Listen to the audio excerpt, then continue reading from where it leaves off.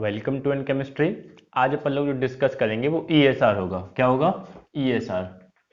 इससे पहले मैं आपको थोड़ा सा बता रहा था, एक क्वेश्चन कराया था ईएसआर से रिलेटेड, है ना। उसमें मैंने आपको बताया था कि ईएसआर और ईपीआर एक ही होते हैं, है ना। उसे थोड़ा सा देख लेते हैं। ईएसआर क्या होता है? Electron spin resonance. Electron spin resonance. और ये होता है इलेक्ट्रॉन पैरामैग्नेटिक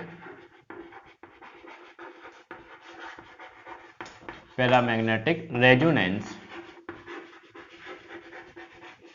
ठीक है ना। ये तो इनके जनरल नेम हो गए, इसे ईएसआर बोलते हैं या ईपीआर बोलते हैं। ठीक है ना। इसमें जो सबसे इंपॉर्टेंट बात होती है, इसे सोर्स क्या देते हो। देखो, सारी स्पेक्ट्रोस्कोपी में सोर्स दिया जाता है। जैसे आपको एनएमआर में आपको रेडियो वेव दी जाती है, ऐसे ही आपके ईएसआर में माइक्रोवेव दी जाती है। माइक्रोवेव फ्रीक्वेंसी दी जाती है। ठीक है ना। ये एक बार क्वेश्चन पूछा गया है आपके, ये सोर्स है ना। कि जो सोर्स होता है वो क्या होता है? माइक्रोवेव फ्रीक्वेंसी होती है। अब इसमें से सबसे इंपॉर्टेंट बात आती है, देखो इसे अपन लोग बहुत ज्यादा थ्योरी में नहीं जाएंगे क्योंकि उसकी रिक्वायरमेंट पड़ती है, जितना एग्जाम के पॉइंट ऑफ व्यू से इंपॉर्टेंट है, तो अपन लोग उसे डिस्कस करेंगे। इसका सोर्स पूछा जा सकता है, माइक्रोवेव फ्रीक्वेंसी होता है, इलेक्ट्रॉन स्पिन रेजोनेंस और इलेक्ट्रॉन पैरामैग्नेटिक रेजोनेंस। इसे देखो, अब आपकी सबसे बात आती है, इसे मैं रफ करता हूँ थोड़ा सा स्पेस के लिए। सबसे जो इंपॉर्टेंट बात आती है कि जो पैरामैग्नेटिक रेजोनेंस है, तो इसमें अगर आपके पास ईएसआर, जो स्पिन के लिए हमने बात कही, स्पिन अगर s इक्वल टू जीरो है आपके पास, स्पिन अगर आपके पास जीरो है, तो इसे बोलेंगे इनएक्टिव। क्या बोलेंगे आप इसे? इनएक्टिव। मतलब जो ईएसआर का वो होगा, वो क्या होगा? ईएसआर इनएक्टिव होगा। जो भी हमारे पास मॉलिक्यूल, कंपाउंड या जो भी हमारे पास एटम है, अगर उसमें s इक्वल टू जीरो आ रहा है तो वो क्या होगा? ईएसआर इनएक्टिव होगा। अगर इसमें s does not equal to zero, मतलब s जीरो नहीं है, उसके अलावा कुछ भी है, हाफ है, वन है, 3/2 है ना, 2 है, कुछ भी, एनी वन, बस उसका value s equal to zero नहीं होना चाहिए, तो वो आपका ईएसआर एक्टिव होगा। क्या होगा? आपका ईएसआर एक्टिव होगा। और इसे ही हम ईपीआर एक्टिव भी बोलेंगे। इसका जो s इक्वल टू जीरो अगर है तो ईपीआर इनएक्टिव बोलेंगे। क्या बोलेंगे? EPR inactive. क्यों बोलेंगे इनएक्टिव? उसका रीजन देखो, ये क्या है? पैरामैग्नेटिक है ना। और अगर कोई भी सब्सटेंस अगर पैरामैग्नेटिक है तो उसमें s की वैल्यू तो कभी जीरो हो ही नहीं सकती। जैसे अगर s ऑर्बिटल की बात कर ले, अगर ये पैरामैग्नेटिक है तो क्या होगा? s इक्वल टू हाफ होगा ना। अगर ये आपका इस टाइप से दोनों इलेक्ट्रॉन्स में फिल है, ये s ऑर्बिटल के लिए बात की मैंने, तो इसमें क्या होगा? फिर वन हो जाएगा, सॉरी जीरो हो जाएगा। वन तो नहीं होगा क्योंकि हाफ इसका और माइनस हाफ इसका, तो जीरो हो जाएगा। तो ये क्या है? डाईमैग्नेटिक हो गया। डाईमैग्नेटिक है तो क्या होगा? ये जीरो, और जीरो क्या है? इनएक्टिव। चाहे ईपीआर बोलो या ईएसआर बोलो, दोनों क्या होंगे? इनएक्टिव ही होंगे। अगर इसी में ये वैल्यू अगर सिर्फ ये थी तो वैल्यू क्या थी? हाफ थी। हाफ थी तो क्या होगा? पैरामैग्नेटिक होगा। तो पैरामैग्नेटिक तो क्या होगा? एक्टिव होगा। तो ईपीआर एक्टिव भी होगा। ये क्या होगा? EPR active. ठीक है ना। सेम पी के लिए फॉलो कर सकते हो। अगर ऐसे पी है आपके पास, पी ऑर्बिटल तीन होते हैं ना, 1 2 3, तो पी में अगर आपके पास दिस फॉर्म में है तो क्या है? पैरामैग्नेटिक है। और एस की वैल्यू क्या है? 3/2, क्योंकि सबके लिए हाफ हाफ हाफ ऐड करोगे तो 3/2 आ जाएगी। तो ये सारा एक्टिव या ईपीआर एक्टिव, इस टाइप से आप इसे बता सकते हो। अब इससे सेम डी के लिए देख सकते हो। अब जो सबसे इंपॉर्टेंट बात देखनी है कि हमारे पास, हमें पता कैसे लगेगा कौन एक्टिव है कौन इनएक्टिव है। तो ये तो पता लग ही गया इससे अपन लोगों को कि s equal to does not zero होना चाहिए, है ना। जब ये जीरो होगा तो ये क्या होगा? ईएसआर एक्टिव होंगे, ईएसआर एक्टिव होंगे, और ईपीआर भी एक्टिव होंगे या ईपीआर एक्टिव होंगे। अब जब ये है तो यहीं से कंडीशन आती है पैरामैग्नेटिक की। पैरामैग्नेटिक। अब जो पैरामैग्नेटिक हो सकते हैं वो तीन कंडीशन बन सकती हैं। वो कौन कौन सी बन सकती है? तो देखो, सबसे वन, एक तो बन सकती है परमानेंट, जो आपके परमानेंट हो, क्या हो? पैरामैग्नेटिक। पैरामैग्नेटिक, ठीक है।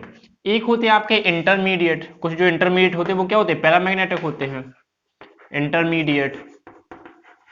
और जो थर्ड आपके होते हैं वो होते हैं डाईमैग्नेटिक। थर्ड वन जो है आपका वो क्या है? डाईमैग्नेटिक। अब आप कहोगे डाईमैग्नेटिक, तो अभी हाल आपने कहा कि उसके लिए S जीरो होगा, लेकिन अगर वो है तो हम उसे बना तो सकते हैं ना।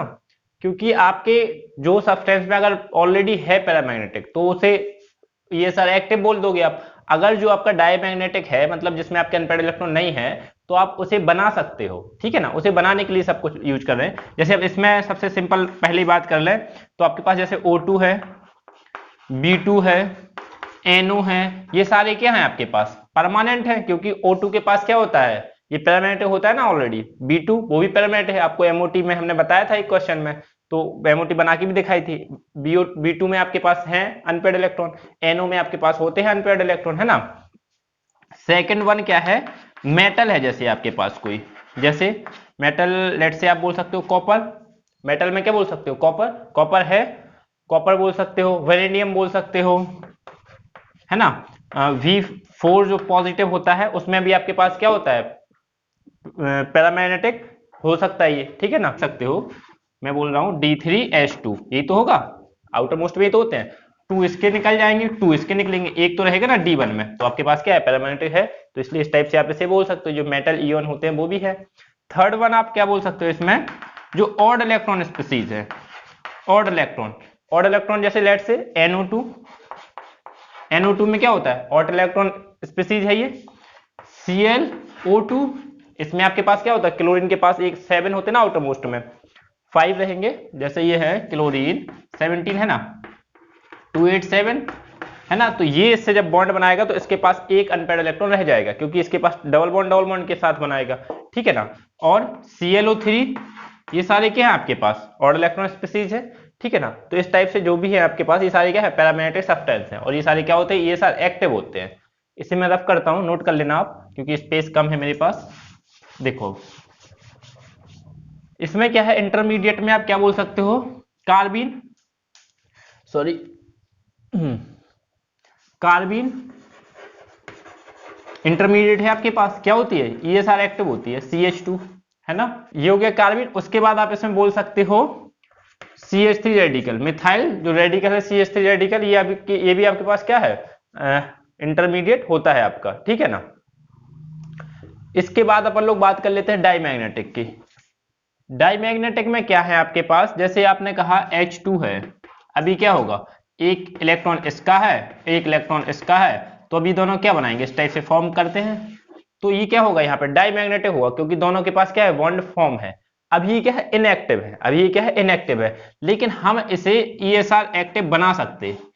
उसके क्या क्या मेथड है, उसके मेथड को अपन लोग देख सकते हैं। एक तो आप बना सकते हो इसे रेडिकल फॉर्मेशन से, एक तो किससे बना सकते हो आप, रेडिकल फॉर्मेशन से। तो आपके पास जो बनेगा, एक इलेक्ट्रॉन आपने रिलीज कर दिया, तो ये H2 है, ये आपने एक इलेक्ट्रॉन निकाला होगा, तो क्या बन जाएगा, H2 प्लस बनेगा कि नहीं। अब एक दूसरा तरीका क्या है कि एक इलेक्ट्रॉन आपको इसमें एंटर करा दिया, तो क्या बनेगा, H2 नेगेटिव। या तो आप इस पे H2 प्लस बना सकते हो, या आप H2 नेगेटिव बना सकते हो, दोनों क्या हो सकते हैं, आपके रेडिकल के फॉर्म से बना सकते हो, ठीक है ना। इसे हम एक इलेक्ट्रॉन, जब दो है ना ये आपके पास, एक इलेक्ट्रॉन इसका निकालोगे तो प्लस आ जाएगा, इसमें एक इलेक्ट्रॉन और एंटर करोगे तो नेगेटिव आ जाएगा। तो इस टाइप से हम डायमैग्नेटिक का क्या कर सकते हैं, बना भी सकते हैं, डायमैग्नेटिक को हम ESR एक्टिव बना सकते हैं। ये तो हो गया जनरल बात, है ना। इससे सिर्फ आपको कॉन्सेप्ट थोड़ा सा क्लियर होता कि हमें क्या क्या ESR में पढ़ना है, बेसिकली इसलिए बताया गया। एक जैसे लेट से सबसे सिंपली से थोड़ा सा बता देता हूं आपको, ये है आपके पास, इस पर हम लोग ज्यादा बात नहीं करेंगे क्योंकि ज्यादा जरूरत है नहीं अभी। NMR जब अपन लोग डिस्कस करेंगे तो वहां पे बहुत ज्यादा डिस्कशन में लाना ही पड़ता है। तो आपके पास यहाँ पे है ना, यहाँ है आपके पास प्लस माइनस हाफ, ठीक है ना। जैसे अब यहाँ पे जो आपके पास वैल्यू होगी मैग्नेटिक फील्ड की, वो क्या होगी, यहाँ पे जीरो होगी, यहाँ पे क्या है, मैग्नेटिक फील्ड जीरो। अब आपने क्या किया, जैसे ही मैग्नेटिक फील्ड लगाया, मतलब डज नॉट जीरो, अभी मैग्नेटिक फील्ड जीरो नहीं रहेगा, मतलब मैग्नेटिक फील्ड अप्लाई कर दिया, तो ये क्या होंगे, स्प्लिट हो जाएंगे, ये क्या होंगे, स्प्लिट हो जाएंगे। एक आपका माइनस हाफ में हो जाएगा और ये आपका यहाँ पे प्लस हाफ में हो जाएगा, होगा कि नहीं होगा। और इसकी जो गामा की वैल्यू होती है, आपको NMR में भी गामा की वैल्यू डिस्कस की जाती है, गैलोमैग्नेटिक रेशियो होता है ये जो होती है 28,000 मिली हर्ट्ज पर टेस्ला, ये होती है इसकी यूनिट 28,000। और जो उसमें आपकी होती थी 42 पॉइंट समथिंग होती है ना, जो उसमें NMR में, जो NMR में होती थी इसकी वैल्यू, वो गामा क्या थी आपकी 42 पॉइंट समथिंग, ठीक है ना। यूनिट वही होती है मेगा हर्ट्ज पर टेस्ला, तो ये आपकी इसकी होती है। तो ये क्या होता है ESR, इसके लिए एक स्टेटमेंट आपको पूछी जा सकती है, इसलिए मैंने बताया ESR इज मच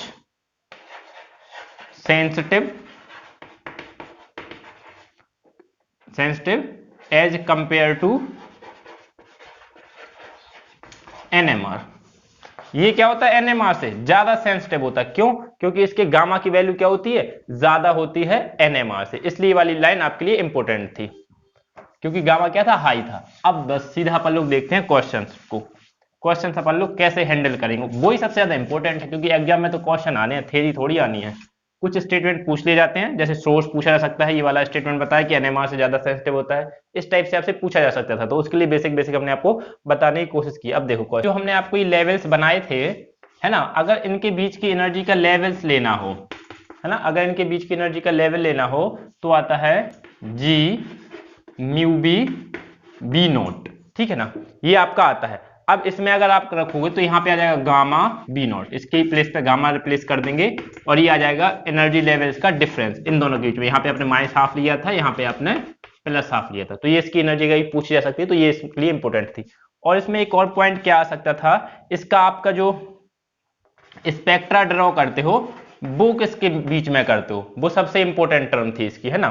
तो देखो, क्योंकि उस पर ही तो सबसे ज्यादा बात करनी है आपको, तो देखते हैं अपन लोग स्पेक्ट्रा, इसका थोड़ा स्पेक्ट्रा जो है आपका वो यहां से बनाता हूं। यहाँ पे आपकी होती है आई वैल्यू, यहाँ पे होती है जी वैल्यू, यहाँ पे क्या होती है, जी वैल्यू। तो अगर आपका इसका सिंगलेट आया तो कुछ इस टाइप से आ जाता है, बहुत ही ब्रॉड आता है ये, है ना। अगर आपका डबलेट आया तो आपका कुछ इस टाइप से आता है, और अगर आपका ट्रिपलेट आता है तो कुछ इस टाइप से आएगा आपका, है ना। तो सब में यही है आई और जी वैल्यू, है ना, इन दो के मिडिल में ही होता है जी वैल्यू। ये आपका एक्स एक्सिस पे जी वैल्यू लेते हैं, वाई एक्सिस पे आपका आई लेते हैं।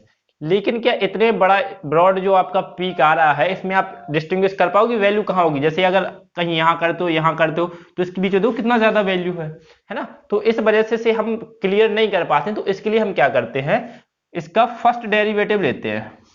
इसका जो क्या करते हैं, हम फर्स्ट डेरिवेटिव स्पेक्ट्रा में लेते हैं, ये जो आपका आई था ना, इसे हम क्या करते हैं, इसका फर्स्ट डेरिवेटिव पार्ट वाला लेंगे जी के रिस्पेक्ट में, तो ये हमें क्लियर दिखाई देता है। वो कैसे, तो वो से और देख लेते हैं अपन लोग। इसे मैं रफ करता हूं, मैं इसी में थोड़ा सा अरेंज कर दे रहा हूं, आप अपना दूसरा बना लीजिएगा। ये तो क्लियर हो गया कि प्रॉब्लम क्या थी। का डेरिवेटिव आएगा डी आई अपॉन आई, वो आपका बिल्कुल शार्प आता है, कैसे आएगा, इस टाइप से, इस टाइप से आएगी अब आपकी पिक। जो फर्स्ट देखो कितना ब्रॉड आ रहा था, वो ये इसमें आपका हो जाएगा। सेकंड जो आएगा वो आपका इस टाइप से आएगा, इस टाइप से आपका आएगा पिकअप, है ना। थर्ड जो है वो आपका इस टाइप से आएगा,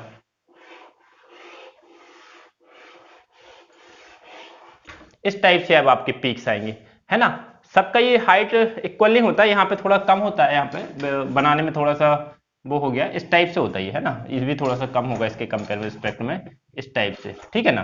तो आपका कुछ इस टाइप से थर्ड वाला जो आएगा ना, वो इस टाइप से आएगा। ये ट्रिपलेट बोलते हैं इसे, थर्ड जो है ये क्या है, ट्रिपलेट है, ये क्या है आपका डबलेट है, और ये क्या है आपका सिंगलेट है।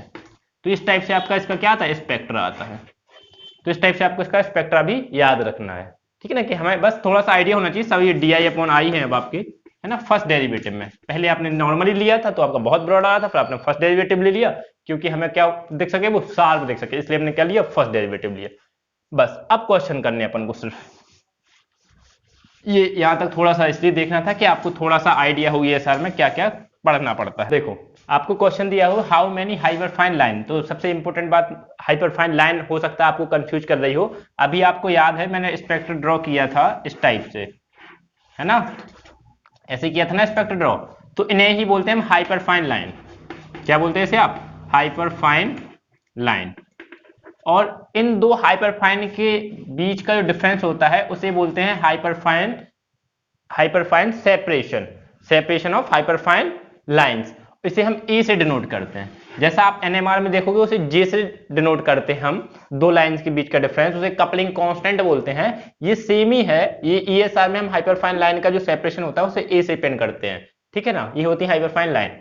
अब देखो अब आपके पास इसे सबको हमें बताना है कि कितने कितने सब में आएंगे। तो देखो क्या ये यहीं से क्वेश्चन पूछा सकता है, हो सकता है आपसे एटम से पूछ ले, वो कहे आपसे एटम का बता दो हमें, हो सकता है आपसे इलेक्ट्रॉन का पूछ ले।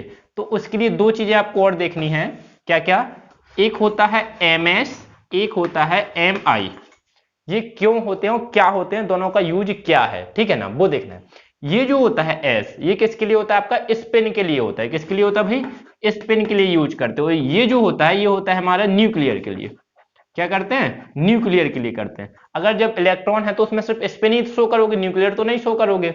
अगर आपके पास एटम है तो उसमें न्यूक्लियर भी शो करोगे और स्पिन भी शो करोगे, दोनों शो करोगे ना। और इसका आपको सिलेक्शन रूल याद रखना है। सिलेक्शन रूल जो होता है, delta ms equal two plus minus one. क्या होता है, ms equal two plus minus one. से छोटा सा फॉर्मूला देख लो इसी में। अब आपको हाइपर फाइन लाइन जब भी पता करनी है, हाइपर फाइन लाइन, उसके लिए फॉर्मूला होता है 2ni प्लस वन। क्या होता है formula, 2ni plus one. n जो होता है number of nucleus, number of nucleus, कितने न्यूक्लियाई हैं आपके पास, जितने भी हैं 2 3 4 5 जितने भी हैं। आई अभी आपको बता ही चुका हूं, क्या है आपके पास न्यूक्लियस, उसका वैल्यू क्या है, ठीक है ना। और वन आपको कांस्टेंट है, ये भी आपका 2 कांस्टेंट है। बस ये दोनों आप उनको फॉर्मूले से सबका निकालेंगे। तो देखो अब आप H2 का निकाल लो, मॉलिक्यूल है ये आपके पास, है ना। तो n की वैल्यू कितनी है, इसमें 2 है, n की वैल्यू क्या है 2 है। I इसके लिए जो न्यूक्लियर की वैल्यू होती है इसके लिए वो होती है हाफ। क्या होती है इसके लिए, हाइड्रोजन एटम के, हाइड्रोजन जो होता है उसके लिए न्यूक्लियर की वैल्यू क्या होती है, हाफ। जनरली आपको दी जाएगी मैक्सिमम केसेस में, लेकिन कभी कभी क्या होता है, जैसे हाइड्रोजन है ना, आपके पास नाइट्रोजन है, ड्यूटेरियम है, इन सब की लर्न कर सकते हो, बहुत ही ईजी होती है ये। जब अपन लोग एनएमआर डिस्कस करेंगे तो वहां पे सारे न्यूक्लियाई को लिखता हूं, तो वहां पे मैं सबकी बता दूंगा, तो आपको वहां पे या एक आध छोटा नोट्स बना दूंगा, तो उसमें आपको क्लियर हो जाएगा सबका। अभी इसके लिए आप याद रख लो कि इसके लिए वैल्यू हाफ होती है, तो वैल्यू कैलकुलेट करो। 2 इंटू एन कितने हैं 2, आई की वैल्यू क्या है हाफ, प्लस क्या है 1, इससे 2 से ये 2 कैंसिल, तो कितना आ गया हाइपरफाइन लाइन 3 आ गई। कितना आएगा इसके लिए 3 आएगा। तो इसके लिए आप स्पेक्ट्रा अगर ड्रॉ करना है तो कैसे करोगे, अभी आपने बनाया था दिस दिस दिस, और देखो कैसे बन रहा है। अब इसका जो रेशियो होगा I इक्वल टू, जब भी हाफ हो, I इक्वल टू हाफ हो, तो हम फॉलो करते हैं पास्कल ट्राइंगल। क्या फॉलो करते हैं भैया, पास्कल ट्राइंगल। इसके अलावा अदर देन I की वैल्यू 1 हो या कुछ भी हो, तो वहां पे हम करते हैं non Pascal triangle, non Pascal triangle, ठीक है ना। इसके लिए Pascal triangle I equal to half के लिए, इसके लिए नॉन पास्कल ट्राइंगल। इसके लिए मैंने अलग से वीडियो बनाई है, वो मैं आपको अपलोड कर दूंगा, अभी आई होप अपलोड हो नहीं पाई है। इसके लिए कि पास्कल और नॉन पास्कल ट्राइंगल आप कैसे निकालोगे, मैं सबका बना के दिखा दूंगा आपको। एक अलग से वीडियो बनाई, वो आपको बहुत ही जल्द मिल जाएगी, है ना। तो ये मैं उसमें डिस्कस कर लूंगा। तो पास्कल जो है वो 3 है, वैल्यू क्या है 3, तो पास्कल ट्राइंगल से आप इसे लिखोगे 1:2:1। क्या लिखेंगे आप 1:2:1। अब जब 1:2:1 तो ये 1 है, ये 2 है और ये क्या है 1 है। तो देखो इसी फॉर्म में देखो, इसका जितना ही जैसे इसका क्या है डबल, ये इतना ही है, जितना ये है उतना ही ये है, इसलिए इसे हम इस टाइप से लिखते हैं। और ये क्या होगा यहाँ पे di/i, और ये क्या होगा यहाँ पे जी वैल्यू, क्या होगा आपका यहाँ पे जी वैल्यू होगा। तो इस टाइप से आप इसका बना सकते हो, इजी है ना। चलो अब 1 बाय 1 सबको इसी टाइप से करेंगे, मैं इसे रफ करता हूं।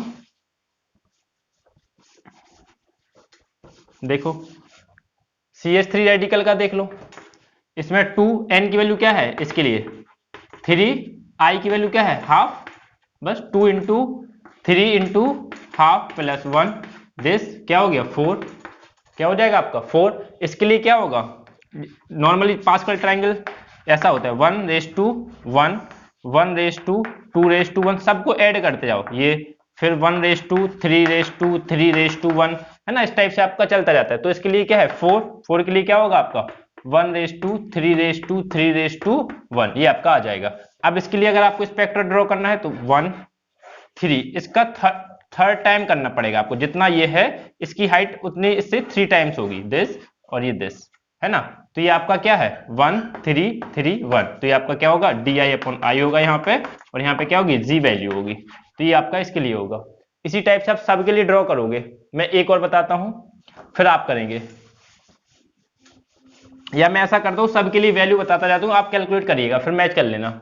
इसके लिए n इक्वल n1, हाँ इसमें थोड़ा सा चेंज करना पड़ेगा। आपके पास फॉर्मूला था हाइपर फाइन लाइन, क्या था 2ni प्लस 1, लेकिन जब आपका 2 हो तो यहां कर लिया करो n1 i1 प्लस 1 और 2n2 i2 प्लस 1। अगर और भी आगे होता तो 2n3 i3 प्लस 1 इस टाइप से कर सकते थे आप। तो देखो इसके लिए n क्या होगा, क्योंकि रेडिकल है यहां भी आ सकता है तो n इक्वल टू 3, i के लिए हाफ ही रहेगा, इसके लिए n इक्वल टू 2, इसके लिए भी i क्या रहेगा, हाफ रहेगा, हाइड्रोजन है ना।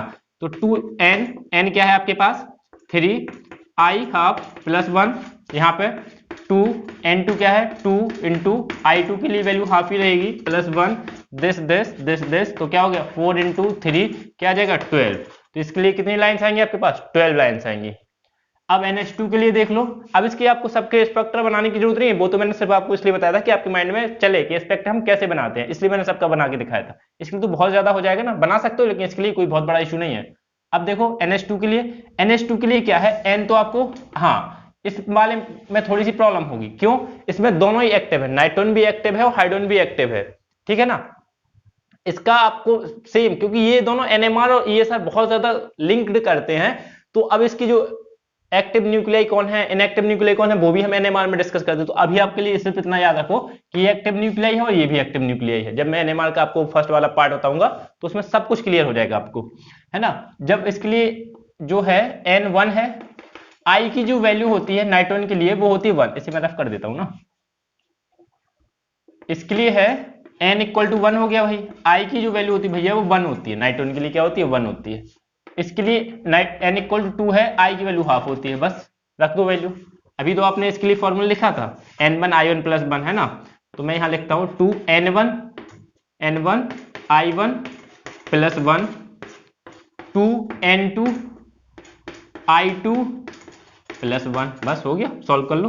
तो क्या हो गया 2 1 3 इंटू दिस 3, क्या हो गया वैल्यू 9 हाइपरफाइन लाइन आएंगी, कितनी आएंगी 9। अब CD3 के लिए भी देख लो, मैं यही लिख देता हूं। इसके लिए भी जो I की वैल्यू होती है भाई वो क्या होती है 1 और n क्या है 3, बस निकाल लो। हाइपरफाइन लाइन, हाइपर लाइन कितनी आएंगी आपके पास 2, n की वैल्यू क्या है 3, I की वैल्यू क्या है 1 प्लस 1, 3 2 6 1 7। इसके लिए कितनी लाइन्स आएंगी 7 लाइन्स आएंगी आपकी। इसके लिए कितनी लाइन्स आएंगी आपके पास 7 लाइन्स आएंगी। अब ये क्लियर हो रहा होगा यूप, है ना। तो इस टाइप से आप सारे क्वेश्चन करिए और प्रैक्टिस करिए। कोई डाउट होता है तो आप मुझसे पूछ सकते हो। अब मैं इसके बाद जो पार्ट आता है उसे डिस्कस करूंगा। अब ये वाला वीडियो मैं यही स्टॉप कर रहा हूँ। आगे वाला जो पार्ट होगा वो उससे मैक्सिमम क्वेश्चन आपसे पूछे जाएंगे। ये बेसिक वाला पार्ट आपको कंप्लीट हो चुका है। अगर बेसिक क्वेश्चन पूछा जाएगा तो यहां से पूछा जाएगा। अब जो कॉम्प्लिकेटेड क्वेश्चन आते हैं कॉम्प्लेक्स के, वो मैं आपको नेक्स्ट वाले वीडियो बताऊंगा। ओके, आई होप ये वाला वीडियो आपके लिए हेल्पफुल रहा होगा। Okay, thank you so much watching the video.